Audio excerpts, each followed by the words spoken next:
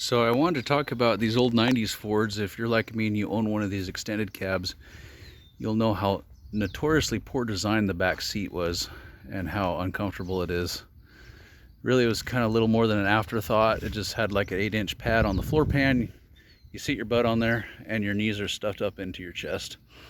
Well, you don't have to do that. I just kind of discovered a bit of a conversion, back seat conversion I want to show you, and it works really well. It's a total game changer.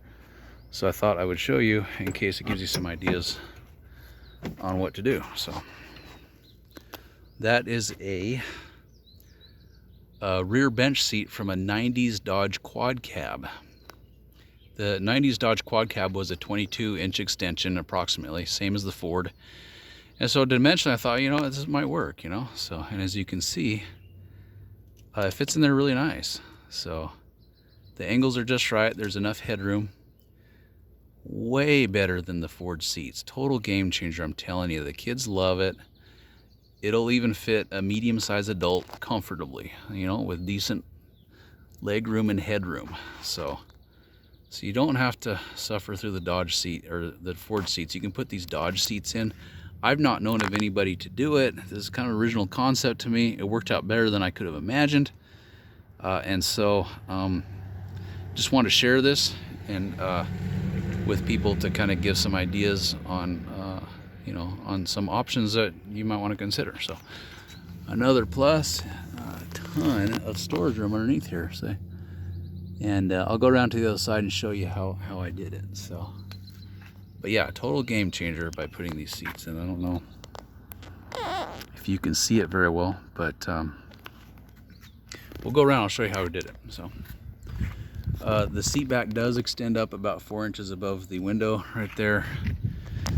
Kind of annoying, but if it bothers you, I guess you can tint the windows or put a seat cover on it. Not much you can do there. So, but the Dodge, the backrest there is kind of thin to maximize room, but actually has a decent angle and lumbar support. It's pretty comfortable. So as comfortable as can be anyhow. So, but there you have it. That's a Dodge back seat in a Ford. Works out super well. Big time game changer. Let me show you how I did it. So underneath here, you'll see these mounting brackets. They are the original mounting brackets to the Ford, the front and the back. So bolt up right where they should. You gotta knock the pin out of that one and cut off the back one from the Ford seat. And from there, you just use a piece of square tubing or angle iron like I did, and you just cut to size and put an extension on that one, and you mount it between the brackets and you put your seat on. So, and the Dodge seat mounts, as you can see right there, not much to them. I would highly recommend you bolt it on instead of weld it on like I did, and don't do upside down welding like I did, or you'll burn up your seat cushion and do bird poop welds like I did. So, but anyhow, that gives you an idea. It all took me about 2 hours to figure it out.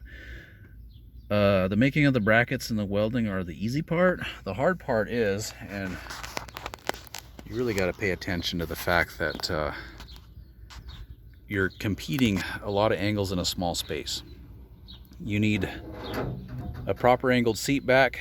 You need enough height on your seat and angle on your seat, and still providing a little bit of leg room, but you don't want to go too high, otherwise you hit your head against the ceiling. So there's 3 or 4 different angles you really got to be careful of when you're setting this up, and they're all kind of competing against each other for that space. But really, I think I nailed it just right. This seat feels exactly the same as a Dodge. And let me hop up in here real quick. And you still have, I'm a medium-sized person and I feel pretty comfortable here. I'll try to show you here. So, but yeah, I'm just your average medium-sized guy, and grab the seat here. Depending on where the seat is located, you still got pretty decent amount of room for leg and your knees right there, depending on where the seat is located. but the angles are just right, even for a medium-sized guy like myself. It's pretty comfortable, even for a decently long road trip. So, but really, my 8-year-old sits here with her little booster seat, plenty of room for her, right? And my 3-year-old has a car seat right there, and we face it sideways, like it's facing towards me.